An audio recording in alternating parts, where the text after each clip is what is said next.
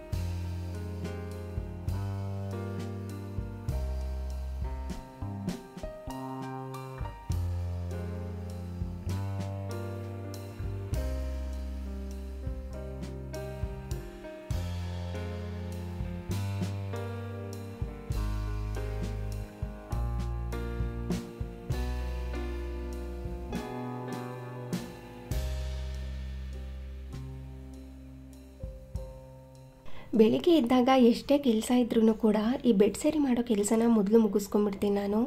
ಕೆಲವೊಂದು ಸಾರಿ ಅದೇ ಜಾಸ್ತಿ ಕೆಲಸ ಅನಿಸ್ತಿರುತ್ತೆ, ಅದಕ್ಕೆ ಎದ್ದಿದ ತಕ್ಷಣ ಅದನ್ನು ಮುಗಿಸ್ಕೊಂಡು ನಂತರ ಬೇರೆ ಕೆಲಸಗಳನ್ನ ಮಾಡ್ಕೊಳ್ಳೋದಕ್ಕೆ ಸ್ಟಾರ್ಟ್ ಮಾಡ್ಕೋತೀನಿ. ನಿಮ್ಮ ಹೇರ್ನ ತುಂಬ ಚೆನ್ನಾಗಿ ಮೇಂಟೈನ್ ಮಾಡಿದ್ದೀರಾ ಪೂಜಾ, ನಿಮ್ಮದು ಹೇರ್ ಕೇರ್ ರೊಟೀನ್ ತೋರಿಸಿ ಅಂತ ತುಂಬ ಜನ ಕೇಳ್ತಾನೆ ಇರ್ತೀರಾ. ಅದರಲ್ಲಿ ಒಂದು ಪುಟ್ಟು ಟಿಪ್ಸ್ ಏನು ಅಂತ ಅಂದರೆ, ಡೈರೆಕ್ಟಾಗಿ ಬಿಸಿ ನೀರನ್ನು ತಲೆಗೆ ಹಾಕ್ಕೊಳ್ಳೋದಕ್ಕೆ ಹೋಗಬೇಡಿ. ಅಂದರೆ ಎಣ್ಣೆನ ಹಾಕ್ತೇನೆ ಬಿಸಿ ನೀರನ್ನು ಹಾಕ್ಕೊಳ್ಳೋದಕ್ಕೆ ಹೋಗಬೇಡಿ. ಸ್ವಲ್ಪನಾದ್ರೂ ಎಣ್ಣೆ ಹಚ್ಚಿ ಅದಾದ ನಂತರ ತಲೆ ಸ್ನಾನ ಮಾಡಬೇಕಾಗತ್ತೆ.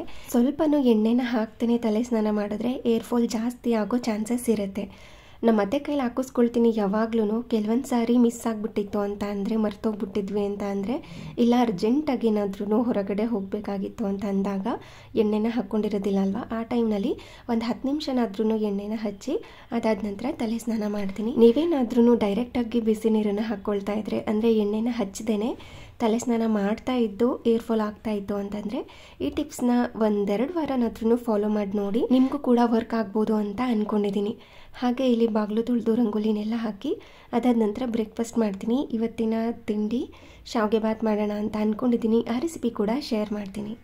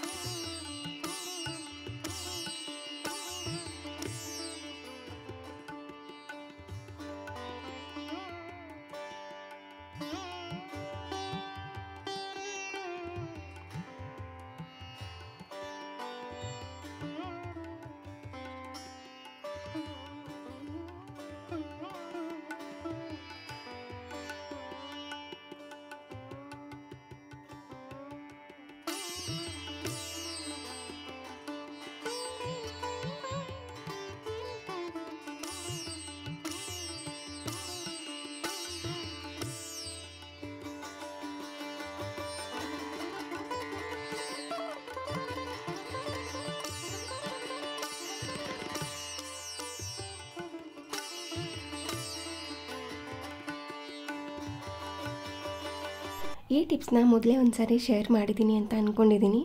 ಹಾಲನ್ನು ಕಾಯಿಸಿದಾಗ ಒಂದು ದಪ್ಪ ತಳ ಇರುವಂಥ ಪಾತ್ರೆನ ಇಟ್ಕೊಂಡು ಹಾಲನ್ನು ಕಾಯಿಸ್ಕೋಬೇಕು. ಇಲ್ಲ ಅಂತಂದರೆ ಹಾಲಿನ ಪಾತ್ರೆಗೆ ಸ್ವಲ್ಪ ಈ ರೀತಿ ನೀರನ್ನು ಹಾಕಿ ಅದಾದ ನಂತರ ಹಾಲನ್ನು ಹಾಕಿ ಕಾಯಿಸ್ಕೊಳ್ಳೋದ್ರಿಂದ ತಳ ಎಲ್ಲ ಹಿಡಿಯುತ್ತಲ್ವ ಹಾಲು, ಅಂದರೆ ಗಟ್ಟಿಯಾಗಿ ಒಂದು ಲೇಯರ್ ಕೆಳಗಡೆ ಕುತ್ಕೊಂಡಿರುತ್ತೆ ನೋಡಿ, ಆ ಥರ ಎಲ್ಲ ಆಗೋದಿಲ್ಲ. ಯೂಶ್ವಲಿ ನಾವು ಹಾಲನ್ನು ಕಾಯಿಸಾದ್ಮೇಲೆ ಕಾಫಿ ಅಥವಾ ಹಾಲನ್ನು ಹಾಕ್ಕೊಳ್ಳೋವಾಗ ಅಬ್ಸರ್ವ್ ಮಾಡಿ ನೋಡಿ, ತಳದಲ್ಲಿ ಒಂದು ಲೇಯರ್ ಥರ ಕುತ್ಕೊಂಡಿರುತ್ತೆ. ಸುಮ್ಮನೆ ಹಾಲೆಲ್ಲ ವೇಸ್ಟ್ ಆಗುತ್ತೆ ಆ ಥರ ತಳ ಹಿಡ್ದು ಅಂತ. ಈ ಥರ ಸ್ವಲ್ಪ ನೀರನ್ನು ಹಾಕಿ ಅದಾದ ನಂತರ ಹಾಲನ್ನು ಕಾಯಿಸ್ಕೊಳ್ಳೋದ್ರಿಂದ ಸ್ವಲ್ಪನೂ ಕೂಡ ತಳ ಹಿಡಿಯೋದಿಲ್ಲ. ಇವಾಗ ಹಾಲನ್ನು ಕಾಯಲಿಕ್ಕೆ ಇಟ್ಟು ಅದಾದ ನಂತರ ಬ್ರೇಕ್ಫಾಸ್ಟ್ ಎಲ್ಲ ಪ್ರಿಪೇರ್ ಮಾಡ್ಕೊಳ್ಳೋದಕ್ಕೆ ಸ್ಟಾರ್ಟ್ ಮಾಡ್ಕೊತೀನಿ. ಅಷ್ಟರಲ್ಲಿ ಹಾಲು ಕೂಡ ಕಾಯ್ತಾ ಇರುತ್ತೆ. ಇವಾಗ ಶಾವಿಗೆ ಬಾತ್ ಮಾಡ್ಕೊಳ್ಳೋದಕ್ಕೆ ರೆಡಿ ಮಾಡ್ಕೊತಾ ಇದ್ದೀನಿ. ಶಾವಿಗೆ ಬಾತ್ ಅಂತನಾದ್ರೂ ಹೇಳ್ಬೋದು, ಶಾವಿಗೆ ಉಪ್ಪಿಟ್ಟು ಅಂತನಾದ್ರೂ ಹೇಳ್ಬೋದು. ತುಂಬ ಸಿಂಪಲಾಗಿ ಮಾಡ್ಕೋಬೋದು, ತುಂಬಾ ಟೇಸ್ಟಿಯಾಗಿರುತ್ತೆ. ಅಂದರೆ ಶುಂಠಿ ಬೆಳ್ಳುಳ್ಳಿ ಪೇಸ್ಟ್ ಏನು ಹಾಕ್ತೇನೆ ಮಾಡ್ತಾ ಇರೋವಂಥದ್ದು.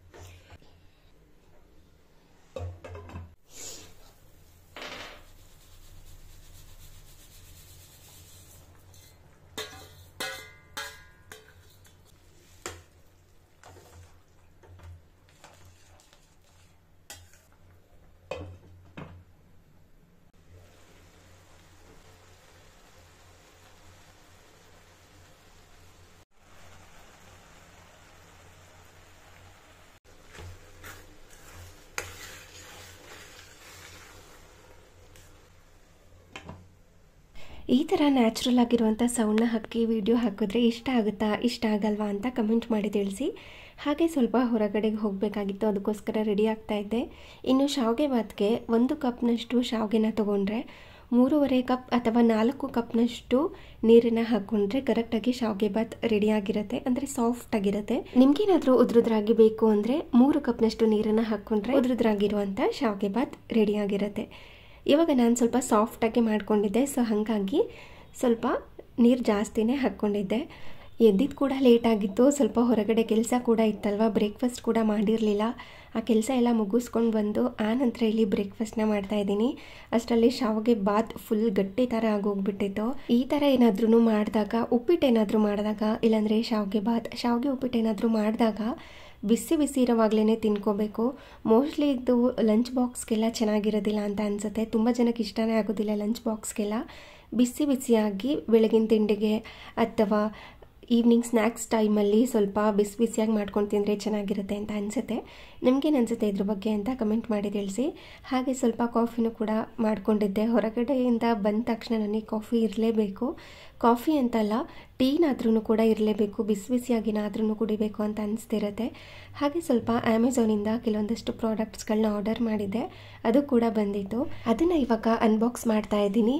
ನನಗಾಗಿರುವಂಥ ಎಕ್ಸ್ಪೀರಿಯನ್ಸ್ನ ನಿಮ್ಮ ಜೊತೆ ಶೇರ್ ಮಾಡ್ಕೋತಾ ಇದ್ದೀನಿ. ಯೂಶ್ವಲಾಗಿ ಸ್ವಲ್ಪ ಕಾಸ್ಟ್ಲಿ ಆಗಿರುವಂಥ ಸೊಳ್ಳೆ ಬ್ಯಾಟ್ನ ತರಿಸ್ಕೊಳ್ಳೋದಕ್ಕಿಂತ ಈ ರೀತಿ ಲೋಕಲ್ ಆಗಿರುವಂಥ ಸೊಳ್ಳೆ ಬ್ಯಾಟ್ನ ತರಿಸ್ಕೊಳ್ಳೋದು ಉತ್ತಮ ಅನಿಸುತ್ತೆ. ಯಾಕೆ ಅಂತ ಹೇಳ್ತೀನಿ. ಮೊದಲಿಂದನೂ ಒಂದು ಹೆಸರಾಂತ ಕಂಪನಿಯಿಂದ ಸೊಳ್ಳೆ ಬ್ಯಾಟ್ನ ಆರ್ಡರ್ ಮಾಡ್ಕೋತಾ ಇದ್ವಿ. ಅದು ನಾರ್ಮಲ್ ಆಗಿ ಇದು ಹೇಗೆ ವರ್ಕ್ ಆಗುತ್ತೋ ಅದು ಕೂಡ ಹಾಗೆ ವರ್ಕ್ ಆಗುತ್ತೆ. ಇದು ಸ್ವಲ್ಪ ತಿಂಗಳಾದಮೇಲೆ ಕೆಟ್ಟೋಗ್ಬಿಡುತ್ತೆ, ಅದು ಕೂಡ ಸ್ವಲ್ಪ ತಿಂಗಳಾದಮೇಲೆ ಕೆಟ್ಟೋಗ್ಬಿಡುತ್ತೆ. ಅಷ್ಟು ದುಡ್ಡು ಕೊಟ್ಟು ಒಂದು ದೊಡ್ಡ ಕಂಪ್ನಿ ಸೊಳ್ಳೆ ಬ್ಯಾಟ್ನ ತೊಗೊಳ್ಳೋದಕ್ಕಿಂತ ಈ ಥರ ಸೊಳ್ಳೆ ಬ್ಯಾಟ್ನ ತೊಗೊಳ್ಳೋದೇ ಬೆಸ್ಟ್ ಅನಿಸ್ತು. ಯಾಕೆ ಅಂತಂದರೆ ಒಂದು ಒಳ್ಳೆ ಕಂಪ್ನಿದು ಜಾಸ್ತಿ ದುಡ್ಡು ಕೊಟ್ಟು ತೊಗೊಂಡಿರ್ತೀವಿ, ಅದರಲ್ಲಿ ವಾರಂಟಿ ಕಾರ್ಡ್ ಕೂಡ ಕೊಟ್ಟಿರ್ತಾರೆ. 1-2-3 ತಿಂಗಳಾದಮೇಲೆ ಅದು ಕೂಡ ನೀಟಾಗಿ ವರ್ಕ್ ಆಗೋದಿಲ್ಲ. ಆವಾಗ ನಾವು ಅವ್ರದ್ದು ಸ್ಟೋರ್ ಎಲ್ಲಿದೆ ಅಲ್ಲಿಗೆ ಹೋಗಿ ರೆಡಿ ಮಾಡಿಸ್ಕೊಂಡು ಬರೋದಕ್ಕಾಗತ್ತಾ, ಇಲ್ಲಾಂದರೆ ರೀಪ್ಲೇಸ್ಮೆಂಟ್ ಮಾಡಿಸ್ಕೊಳ್ಳೋದಕ್ಕಾಗತ್ತಾ, ಆ ಥರ ಆಪ್ಷನ್ನೇ ಇರೋದಿಲ್ಲ.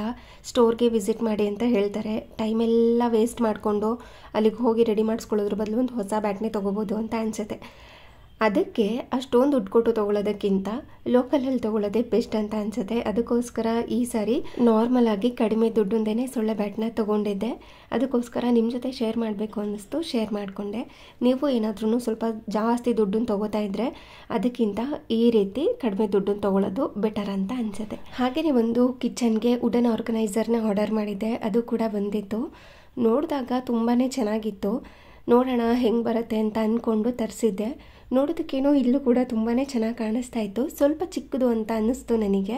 ಅದನ್ನು ಅನ್ಬಾಕ್ಸ್ ಮಾಡಿ ನೀಟಾಗೆಲ್ಲ ಸೆಟ್ ಮಾಡಿ ನೋಡೋಣ ಹೆಂಗೆ ಕಾಣಿಸುತ್ತೆ ಮತ್ತು ಕ್ವಾಲಿಟಿ ಎಲ್ಲ ಹೆಂಗಿದೆ, ಸ್ವಲ್ಪ ಐಟಮ್ನೆಲ್ಲ ಇದ್ರ ಮೇಲೆ ಇಟ್ಟು ನೋಡೋಣ ಅಂತ ರೆಡಿ ಮಾಡ್ತಾಯಿದ್ದೀನಿ. ನಿಮ್ಗೇನು ಅನಿಸ್ತು, ಚೆನ್ನಾಗಿ ಕಾಣಿಸ್ತಾ ಇದೆಯಾ ಇಲ್ವಾ ಅಂತ ಹೇಳಿ. ಬಟ್ ವುಡನ್ ಮಾತ್ರ ತುಂಬಾ ಲೈಟ್ ವೆಯ್ಟ್, ಅಂದರೆ ಏನೋ ಹೇಳ್ತಾರಲ್ಲ ಇದಕ್ಕೆ ಇಂಜಿನಿಯರ್ ವುಡ್ ಅಂತ ಏನೋ ಹೇಳ್ತಾರೆ, ಆ ಥರ ಇದು ತುಂಬಾ ಲೈಟ್ ವೆಯ್ಟ್ ಆಗಿತ್ತು. ನೋಡೋಣ ಎಲ್ಲ ಸೆಟ್ ಮಾಡಿ ಚೆನ್ನಾಗಿತ್ತು ಅಂದರೆ ಇಟ್ಕೊಳ್ಳೋಣ ಅಂತ ಸೆಟ್ ಮಾಡ್ತಾಯಿದ್ದೀನಿ. ಆದರೂ ನನಗೆ ಯಾಕೋ ಸ್ಯಾಟಿಸ್ಫ್ಯಾಕ್ಷನ್ ಆಗ್ತಾನೇ ಇರಲಿಲ್ಲ. ಇದು ಆಲ್ಮೋಸ್ಟ್ 500 ರುಪೀಸ್ ಇದಕ್ಕೆ. 500 ರುಪೀಸ್ಗೆ ಇದು ವರ್ತಾ ಇಲ್ವಾ ಅಂತಲೇ ಗೊತ್ತಾಗ್ತಾ ಇರಲಿಲ್ಲ. ಏನು ಮಾಡೋದು, ಇಟ್ಕೊಳ್ಳೋದಾ ಬೇಡವಾ ಅಂತ ಯೋಚನೆ ಮಾಡ್ತಾಯಿದ್ದೆ. ನೀಟಾಗಿ ಇದನ್ನು ಅಂದರೆ ಸ್ವಲ್ಪ ವುಡ್ಡಂದು ಸೈಡ್ಸಲ್ಲೆಲ್ಲ ಹಾಕ್ತೆ ಅಲ್ವಾ, ಅದನ್ನು ಸ್ವಲ್ಪ ಜೋರಾಗಿ ಬಡಿಬೇಕು, ಅಂದರೆ ಒಳಗಡೆಗೂ ಹೋಗೋ ಥರ ಲೈಟಾಗಿ ಕೂರಿಸಿದ್ದೆ ಅಲ್ವಾ, ಸೊ ಹಾಗಾಗಿ ಈ ಥರ ಅದು ಅಲ್ಲಾಡ್ತಾ ಇತ್ತು. ಇದನ್ನು ಸ್ವಲ್ಪ ಸುತ್ತಿಗೆಯಿಂದ ನೀಟಾಗಿ ಓಡಿದ್ರೆ ನೀಟಾಗಿ ಕುತ್ಕೊಳ್ಳುತ್ತೆ ಟೈಟಾಗಿ ಅಂತ ಅನಿಸುತ್ತೆ. ಮತ್ತು ಬಿಚ್ಚಬೇಕಲ್ಲ, ಸುಮ್ಮನೆ ಏನಕ್ಕೆ ಬೇಕು ಅಂತ ಹೊಡೆದಿರಲಿಲ್ಲ. ಈ ಥರ ಕಾಣಿಸುತ್ತೆ ದೂರದಿಂದ. ಹಾಗೆಯೇ ನಮ್ಮ ಮನೆಯಲ್ಲಿ ಗ್ಲಾಸ್ ಜಾರ್ಗಳಿದೆ ಅಲ್ವಾ ದೊಡ್ಡದು, ಅದನ್ನು 3 ಇಡ್ಬೋದು, ಅಷ್ಟು ಚಿಕ್ಕದಿದೆ ಇದು. ಏನು ಮಾಡೋದು ಅಂತ ಯೋಚನೆ ಮಾಡ್ತಾ ಇದ್ದೀನಿ, ಕಮೆಂಟ್ ಮಾಡಿ ತಿಳಿಸಿ. ಹಾಗೆಯೇ ಇದಾಗಿತ್ತು ಇವತ್ತಿನ ವಿಡಿಯೋ. ಈ ವಿಡಿಯೋ ನಿಮಗೆ ಸ್ವಲ್ಪನಾದ್ರೂ ಇಷ್ಟ ಆಗಿದ್ದರೆ, ಯೂಸ್ಫುಲ್ ಅನಿಸಿದ್ರೆ ಪ್ಲೀಸ್ ಒಂದು ಲೈಕ್ ಮಾಡಿ, ಹಾಗೆ ಶೇರ್ ಮಾಡಿ. Thank you.